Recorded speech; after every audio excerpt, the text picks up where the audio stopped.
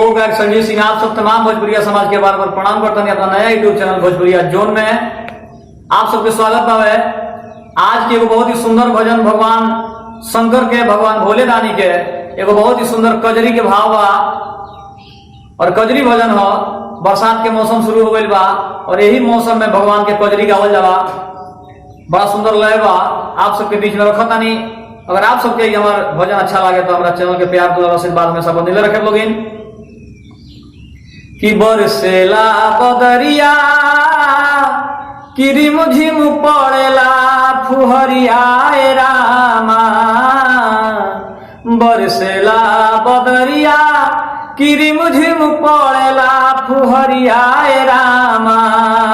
किया हो रामा, किया हो रामा दुआरा पवैले कांवरिया हो खता जय करिया रामा। किया हो रामा दुआरा पवैले कांवरिया हो खता जय करिया रामा। बरसेला बदरिया गिरी मुझिम पड़ेला फुहरिया रामा, बरसेला बदरिया किरी मुझिम पड़ेला फुहरिया रामा। किया हो रामा, किया हो रामा दुआरा पवैले कांवरिया हो खता जय करिया रामा। आहो रामा दुआरा पवैले कांवरिया हो खता जय करिया रामा। भगतन के टोली गावे तोहरो भजनिया हो रामा। भगतन के टोली, भगतन के टोली, भगतन के टोली गावे तोहरे भजनिया हो रामा। भगतन के टोली गावे तोहरो भजनिया रामा।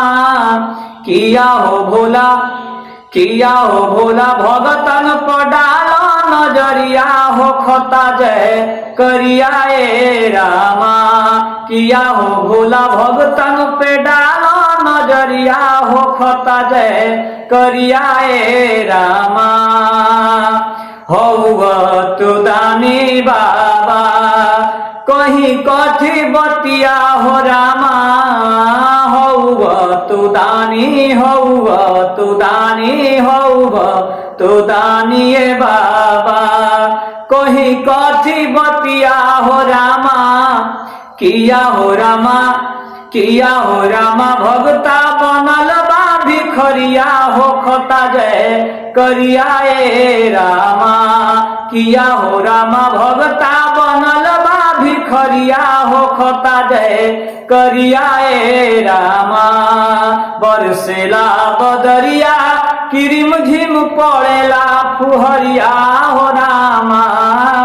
बरसेला बदरिया किरिम झिम पड़ेला फुहरिया रामा।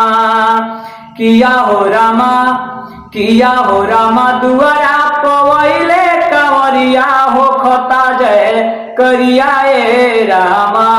किया हो भोला दुआरा पवैले कांवरिया हो खता जय करिया रामा।